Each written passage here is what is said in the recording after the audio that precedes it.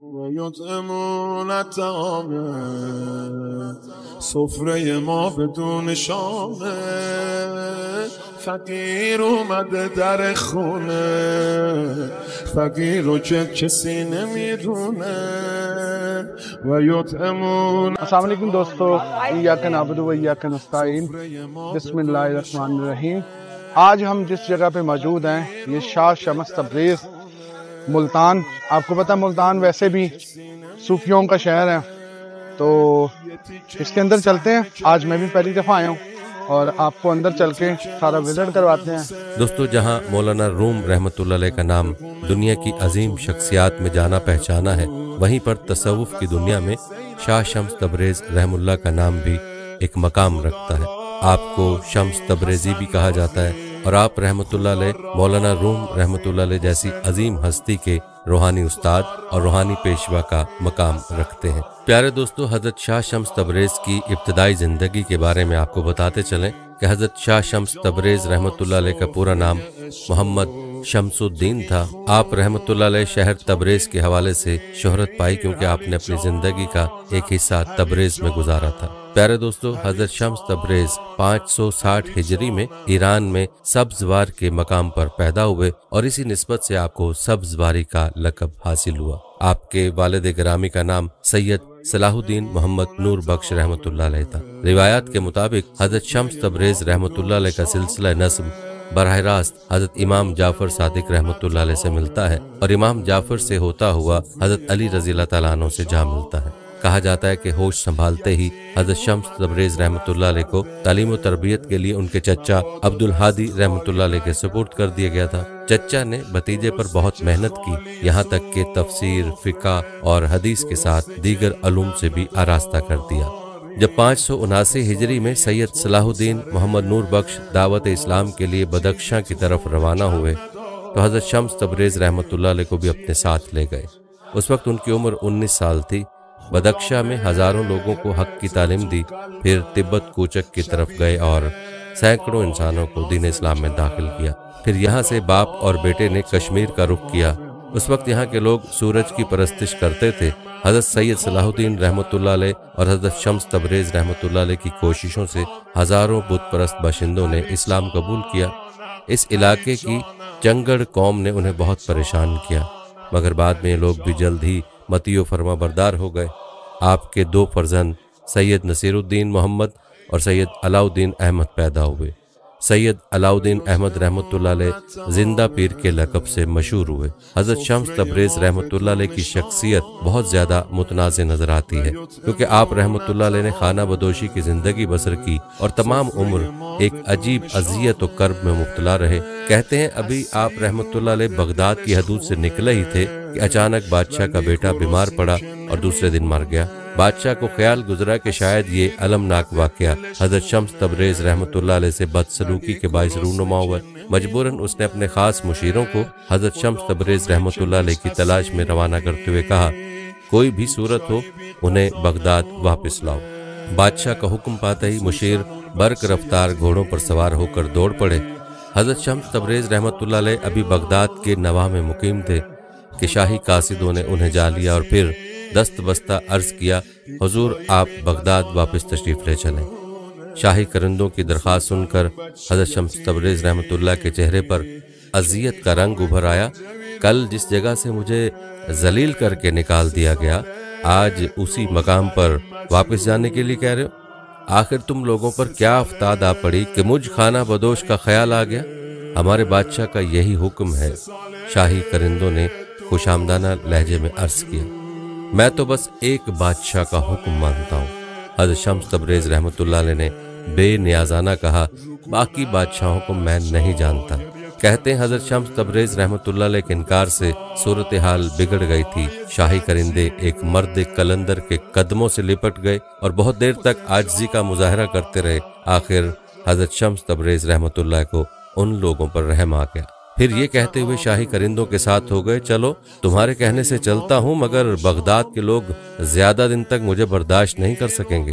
جب حضرت شمس تبریز رحمۃ اللہ علیہ شاہی محل پہنچے تو وہاں صف ماتم بچھی ہوئی تھی۔ तमाम दरबारी स्याह लिबास पहने हुए अपने वली अहद सल्तनत की मौत का शोक मना रहे थे। बादशाह बड़े एहतराम के साथ पेश आया, मगर उसके चेहरे पर गम और अंधु का धुआं फैला हुआ था और आंखें आंसुओं से लबरेज थीं। ये सब कुछ क्या है? हजरत शम्स तबरेज रहमतुल्लाह अलैह ने बादशाह से दरियाफ्त किया, पूरा शहर मातम कदा क्यों बना हुआ है? कुछ दिन पहले जब मैं यहाँ से गया था तो बगदाद के दरो दीवार कैफो निशात से झूम रहे थे, मगर आज यहाँ कब्रिस्तान जैसा सन्नाटा है। बादशाह ने कोई जवाब नहीं दिया। खामोशी से हजरत शम्स तबरेज रहमतुल्लाह अलैह को साथ लेकर उस कमरे में पहुंचा जहां उसके महबूब बेटे की लाश रखी हुई थी। हजरत शम्स तबरेज रहमतुल्लाह अलैह ने सवालिया नजरों से बादशाह की तरफ देखा। मेरे जवां मर्ग बेटे की मैयत है, बादशाह ने नमनाक आंखों और लरसते हुए लहजे के साथ कहा। आपके बगदाद से जाते ही ये अचानक बीमार हुआ और देखते ही देखते आगोशे फना में चला गया। मैं समझता हूँ कि ये उसी गुस्ताखी का शाखसाना है जो मैंने आपकी शान में रवा रखी थी। हजरत शम्स तबरेज रहमतुल्लाह अलैह मुस्कुराने लगे। दरवेश के साथ लोग गुस्ताखी के साथ पेश आते ही रहते हैं, मुझे आपसे भी कोई शिकायत नहीं। बादशाह बहुत देर तक माजरत तलब करता रहा। मैंने गुज़श्ता बातों को फरामोश कर दिया। हजरत शम्स तबरेज रहमतुल्लाह अलैह ने उसी बेनियाजी के साथ कहा, अब आप मुझसे क्या चाहते हैं? मैं समझता हूँ कि आपकी दिल आजारी के सबब मेरा बेटा इस अंजाम को पहुंचा है। शिद्दत गम से बादशाह की आवाज कांप रही थी। ऐ अल्लाह, अगर तूने इस लड़के पर मेरी दिल आजारी के बाइस मौत मुसल्लत कर दी है तो मैं इसे माफ करता हूँ। तू भी इस आजिज बंदे मोहम्मद शम्सुद्दीन की खातिर अपने बेपनाह और बेमिसाल फजलो करम का मुजाहरा कर और इस बच्चे को माफ कर दे। दोस्तों, रिवायात बताती हैं कि अभी ईवान शाही के उस कमरे में हजरत शम्स तबरेज के अल्फाज की गूंज बाकी थी कि शहजादे के जिस्म को जुम्बिश हुई। फिर वो अपने बिस्तर पर उठकर बैठ गया और हैरत ज़दा नजरों से चारों तरफ देखने लगा। बादशाह बगदाद कुछ देर तक हैरत और सकूत के आलम में खड़ा रहा। कभी वो हजरत शम्स तबरेज की तरफ देखता और कभी अपने महबूब बेटे की तरफ, जो वादी फना में दाखिल होने के बाद दोबारा इस दुनिया में लौट आया था। प्यारे दोस्तों, कहते हैं बगदाद से निकलकर हजरत शम्स तबरेज रहमतुल्लाह अलैह ने हिंदुस्तान का रुख किया और तवील मसाफत तय करके मुल्तान पहुंचे और फिर इसी तारीखी शहर में सुकून पजीर हो गए। कहते हैं उस वक्त मशहूर बुजुर्ग हजरत बहाउद्दीन ज़करिया मुल्तानी रहमतुल्लाह अलैह हयात थे। जब आपको हजरत शाह शम्स तबरेज रहमतुल्लाह अलैह की आमद की इत्तला मिली, एक बार यूं हुआ कि हजरत शम्स तबरेज रहमतुल्लाह अलैह को गोश्त भूनने के लिए आग की जरूरत पेश आई। आपने शहजादा मोहम्मद को आग लाने के लिए भेजा, मगर पूरे शहर में किसी ने आग नहीं दी। एक संगदिल शख्स ने तो शहजादे को इतना मारा कि उसके दिलकश चेहरे पर जख्मों के निशानात उभर आए। ये क्या है? हजरत शम्स तबरेज रहमतुल्लाह ने शहजादे की तरफ देखते हुए कहा, तुम तो आग लेने गए थे। शहजादा मोहम्मद ने पूरा वाक़या सुनाया तो हजरत शम्स तबरेज रहमतुल्लाह अलैह को जलाल आ गया। आप निहायत गुस्से की हालत में अपनी खानकाह से निकले, गोश्त का टुकड़ा हाथ में था। फिर हजरत शम्स तबरेज रहमतुल्लाह अलैह ने आसमान पर नजर की और सूरज को मुखातिब करते हुए फरमाया, तू भी शम्स, मैं भी शम्स, मेरे इस गोश्त के टुकड़े को भून दे। इतना कहना था कि यकायक गर्मी की शिद्दत में इजाफा हो गया। फिर ये गर्मी इतनी बढ़ी कि अहले मुल्तान चीख उठे, दरो दीवार जल रहे थे और पूरा शहर आग की भट्टी बनकर रह गया था। कहते हैं कुछ बाखबर लोगों ने ये सूरत हाल देखी तो हजरत शम्स तबरेज रहमतुल्लाह अलैह की खिदमत में हाजिर हुए और अर्ज करने लगे, क्या चंद नादानों के जुर्म की सजा पूरे शहर को दे डालेंगे? ये नादान नहीं, सफ़ाक हैं। हजरत शम्स तबरेज रहमतुल्लाह अलैह ने गजबनाक लहजे में फरमाया, आग जैसी बेकीमत चीज नहीं दे सके? मेरे महबूब के चेहरे को जख्मों से सजा दिया। आखिर क्या जुर्म था उसका? जानते हो उसे ये कौन है? बगदाद का शहजादा है। मेरी खातिर दरवाजे दरवाजे भीख मांगने गया। मैं इसके जख्मों को कैसे भूल सकता हूँ? जब तक सारे शहर के जिस्म आबलों से नहीं भर जाएंगे उस वक्त तक मुझे करार नहीं आएगा। ये आपके मकाम से वाकिफ नहीं, खुदा के लिए माफ कर दीजिए। मुल्तान के अक्ल रखने वाले हजरात ने अपने हमवतनों की सिफारिश करते हुए कहा, और ये बात आप जैसे बुजुर्ग के शायान शान भी नहीं। खैर, जब खुदा को दरमियान में ले आए हो तो माफ किए देता हूँ। हजरत शम्स तबरेज रहमतुल्लाह अलैह ने मकामी लोगों की जमात से फरमाया और फिर सूरज से मुखातिब हुए, अपनी हरारत कम कर दे। पता नहीं ये लोग रोजे हशर की गर्मी को कैसे बर्दाश्त करेंगे। एक दिन मौलाना जलालुद्दीन रूमी रहमतुल्लाह अलैह इसी रास्ते से गुजरे तो हजरत शम्स तबरेज रहमतुल्लाह अलैह चौंक उठे। मौलाना के हजारों शागिर्द थे जो हाथ बांधे और नजरें झुकाए اپنے استاد کے پیچھے پیچھے چل رہے تھے۔ دیکھنے والوں کو ایسا محسوس ہوتا تھا جیسے کسی شہنشاہ کی سواری گزر رہی ہو۔ حضرت شمس تبریز رحمۃ اللہ علیہ کے دل سے آواز آئی، یہی ہے وہ مرد خاص جو تیری صحبت کا متحمل ہو سکتا ہے۔ کہتے ہیں کہ مولانا جلال الدین رومی اپنے درس میں طالب علموں کو تعلیم دے رہے تھے کہ حضرت شاہ شمس رحمۃ اللہ علیہ سبزواری دوران تعلیم درس میں تشریف لے گئے، جو کہ نہایت سادہ لباس میں تھے، اور مولانا رومی کے قریب بیٹھ گئے۔ مولانا رومی کے قریب چند کتابیں پڑھی تھیں۔ حضرت شاہ شمس مولانا جلال الدین رومی کی طرف مخاطب ہوئے اور کتابوں کی طرف اشارہ کیا اور پوچھا، یہ کیا ہے؟ جواب ملا، اسے علم کہتے ہیں جو کہ تم نہیں جانتے۔ حضرت شاہ شمس رحمۃ اللہ علیہ نے مولانا جلال الدین رومی کا یہ فقرہ سنا تو جلال میں آئے اور وہ تمام کتابیں جو مولانا جلال الدین رومی کے قریب پڑی تھیں اٹھا کر پانی کے بھرے حوض کے اندر ڈال دیں۔ جب مولانا جلال الدین رومی نے آپ کا یہ عمل دیکھا تو تڑپ کر اٹھے اور غصہ و پریشانی کے عالم میں مولانا جلال الدین رومی رو پڑے اور کہا، اے درویش، تم نے یہ کیا کر دیا؟ میری تمام روح کی غذا تم نے ایک لمحے میں ضائع کر دی ہے۔ کہنے لگے، کتابیں بڑی نایاب تھیں، ہاتھ کی لکھی ہوئی تھیں، اب کہیں سے نہ ملیں گی۔ حضرت شاہ شمس رحمۃ اللہ علیہ نے جب مولانا جلال الدین رومی کی آنکھوں میں آنسو دیکھے تو فرمایا، تمہاری روح کی غذا اگر تمہیں مل جائے تو؟ مولانا جلال الدین رومی نے کہا، یہ کیسے ممکن ہے؟ حضرت شاہ شمس دوبارہ پانی کے بھرے حوض کے قریب گئے اور سب سے پہلے پانی میں سے وہ کتاب نکالی جس کا مولانا جلال الدین رومی کو زیادہ صدمہ تھا۔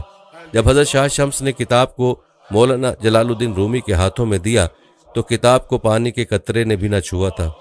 مولانا جلال الدین رومی حضرت شاہ شمس کا یہ کمال دیکھ کر حیران ہوئے اور پوچھا، یہ کیا ہے؟ آپ رحمۃ اللہ علیہ نے مولانا جلال الدین رومی کو جواب دیا، یہ وہ علم ہے جو تم نہیں جانتے۔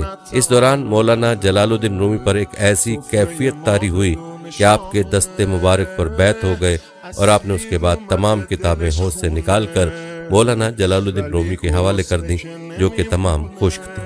دوستو، روایت بتاتی ہیں کہ اس کے بعد مولانا رومی نے حضرت شاہ شمس کے ساتھ تعلق قائم کر لیا اور آپ نے مولانا جلال الدین رومی کو طریقت کے اسرار و رموز سے آگاہ کیا اور یوں مولانا جلال الدین رومی کے روحانی پیشوا ہوئے۔ مولانا رومی نے اپنی پوری زندگی حضرت شاہ شمس کے نام وقف کر دی اور حضرت شاہ شمس کچھ عرصے تک مولانا جلال الدین رومی کی رفاقت میں سکونت پذیر رہے۔ پیارے دوستو، تاریخ بتاتی ہے کہ بغداد کے شہزادے محمد کی طرح مولانا روم بھی حضرت شاہ شمس تبریز کی شخصیت کے اسیر ہو گئے تھے۔ پھر یہ اسیری اس قدر بڑھی کہ مولانا روم رحمۃ اللہ علیہ ساری دنیا سے بے نیاز ہو گئے۔ مولانا کے شاگرد اور اہل خانہ حضرت شمس تبریز کو جادوگر کہہ کر پکارنے لگے۔ یہ تمام باتیں کسی بڑے ہنگامے کا پیش خیمہ تھیں۔ حضرت شمس تبریز رحمۃ اللہ علیہ اس صورتحال کو زیادہ دن برداشت نہ کر سکے اور پھر ایک رات جب تمام لوگ گہری نیند سوئے ہوئے تھے، حضرت شمس تبریز رحمۃ اللہ علیہ خاموشی کے ساتھ گھر سے نکل گئے۔ صبح جب مولانا روم بیدار ہوئے تو اپنے پیر و مرشد کو نہ پا کر مولانا کے دل پر قیامت گزر گئی۔ دیوانہ وار ہر طرف ڈھونڈتے پھرے، شہر کا گوشہ گوشہ چھان مارا، مگر حضرت شمس تبریز پونیا کی حدود سے بہت دور جا چکے تھے۔ جی دوستو، یہ میں آپ کو لے کے آیا تھا آج شاہ شمس تبریز پہ، اور اس کا میں نے آپ کو سارا وزٹ کروایا اور آپ کو دکھایا۔ تو باقی آپ کو میری آج ویڈیو کیسی لگی ہے؟ ملتان کے اندر ہوں تو بہت محنت کرنی پڑتی ہے۔ آپ کو میری ویڈیو کیسی لگی ہے؟ بیل آئیکن کو لازمی شیئر کیجیے گا اور چینل کو سبسکرائب بھی کیجیے گا اور میری ویڈیو کو لائک بھی کیجیے گا۔ تو انشاءاللہ ملتے ہیں نیکسٹ ولاگ میں۔ خدا راضی حسن راضی، خدا راضی حسین راضی، خدا راضی حسن راضی۔